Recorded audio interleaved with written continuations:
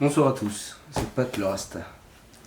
Ça fait longtemps que je n'ai pas inventé une petite histoire. Celle-là commence bien longtemps. Il y a bien longtemps. Dans un train mal famé. Il ne vivait que des bandits de bas étage. Ils s'amusaient à se battre le long des wagons et terrifiaient tous les passagers qui voulaient entrer dans ce train.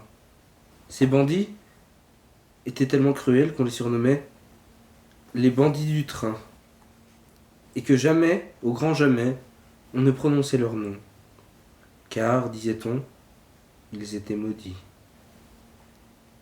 Pourtant, un jeune homme un jour brava ses peurs et entra dans le train malfamé où sévissaient tous ces bandits.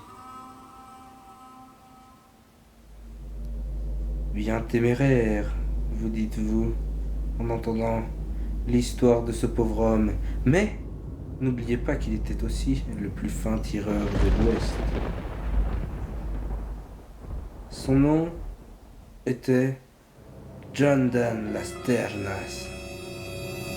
Il était grand, il était fort, il maniait le colt avec précision. Il n'avait peur de personne.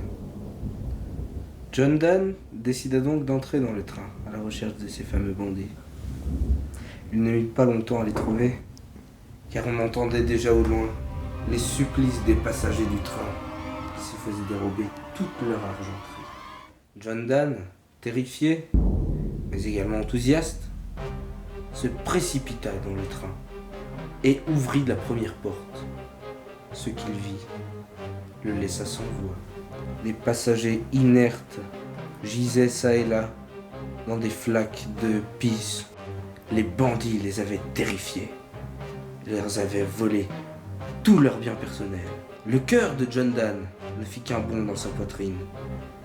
Et il décida d'entrer plus profondément dans le train. À quoi pensent les jeunes hommes de nos jours ? J'ignore de le savoir. Car ce qu'il a fait, malgré son âge, reste des plus incongrus. Comme je l'expliquais, il se rua dans le deuxième wagon, et là, tomba nez à nez avec un bandit. Doogie Doug Jones, le terrifiant mercenaire. Il avait les dents en briques, on lui avait cassé dès sa plus tendre enfance. Après lui avoir cassé la gueule, John Dan s'enfuya dans le troisième wagon. Ils décidèrent de se battre en duel.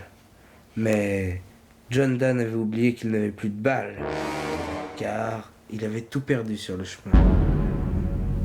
Donc, il décida d'assommer son adversaire avec sa crosse. Mais le crâne de Doogie Doug Jones était solide, et on ne le brise pas ainsi. Il s'en mordit bientôt les doigts, car Doogie Doug Jones lui coupa tous ses doigts. Et c'est ainsi que John Dan décida de ne plus jamais remettre les pieds dans ce train. Si vous voulez une morale à cette histoire, allez la chercher à la gare Saint-Georges.